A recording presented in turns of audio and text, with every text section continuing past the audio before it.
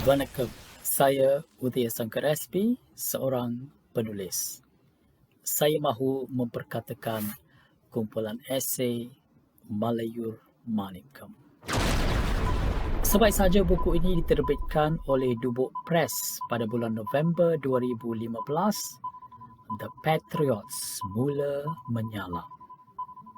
Ketua mereka di Facebook berkata, baru sahaja mendapatkan Malayur Manikkam. Saya dah selak sepintas lalu bab tentang sejarah Melayu. Nampaknya kamu, wahai Udaya Sankar, anda masih belum bertaubat lagi. Dah selak sepintas lalu, katanya. Ketua The Patriots menyelak sepintas lalu buku Malayur Manikkam, lalu para penyokong mahu mengusulkan supaya buku ini diharamkan oleh Kementerian Dalam Negeri.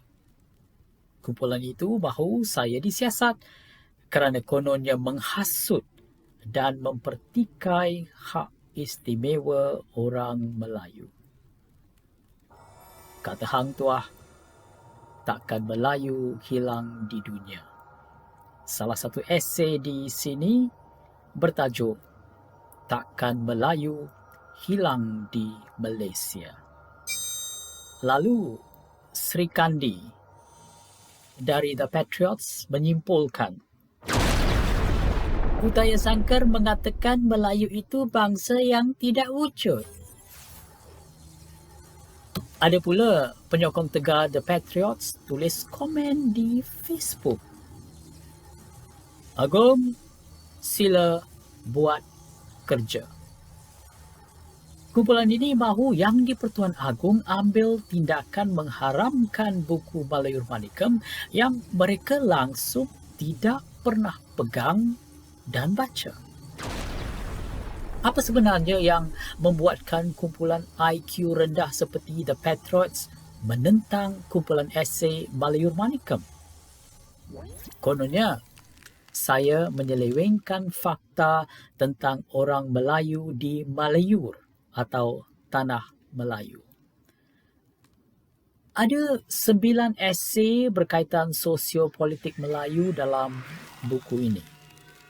Antaranya, hak istimewa orang Melayu, takkan Melayu hilang di Malaysia, kisah tentang Melayu, perihal raja-raja Melayu, memahami minda Melayu, memahami masalah Melayu, dilema sekelompok Melayu, dan kisah kek dan hak Melayu. Sebenarnya, selain daripada puak The Patriots, ada satu lagi kumpulan badut yang turut mahukan buku Malayur Manikkam diharamkan. Pusat Aduan Rakyat PAR Malaysia yang diketuai seorang macai politik bernama Chandra Kumanan membantah keras buku Malayur Manikkam. Kumpulan ini juga terbukti tidak pernah memegang dan tidak pernah membaca kumpulan esei Malayur Manikkam. Memorandum yang kandungannya amat melucukan diserah oleh kumpulan macai politik ini kepada Menteri Dalam Negeri pada Mei 2019. Memorandum kumpulan badut sarkas ini dialamatkan kepada Menteri Dalam Negeri Marhan. 5 alasan diberikan untuk mendesak Kementerian Dalam Negeri menarik balik dan mengharamkan buku ini yang tidak pernah puak ini baca. Kononnya, buku ini menyebabkan banyak kekeliruan dalam kalangan orang Islam dan bukan Islam. Kedua, buku ini dituduh menyebabkan kekacauan dalam kalangan masyarakat pelbagai kaum di Malaysia. Ada 3 lagi alasan yang cukup melucukan. Sedangkan mereka sendiri akui di Facebook. Par no need read this book kana books because this book other a half-baked bokana, not a scripture for accept aspects of Hinduism. This book is confirmed to confusion among Hindu and Islam. Tambi, bahasa awak pasti membuatkan orang ramai pening. Tolonglah belajar mengeja bahasa Malaysia dan bahasa Inggeris dengan betul. Kada boleh. Dalam buku Malayur Manikam ada 10 esei yang khusus berkaitan kaum India dan agama Hindu.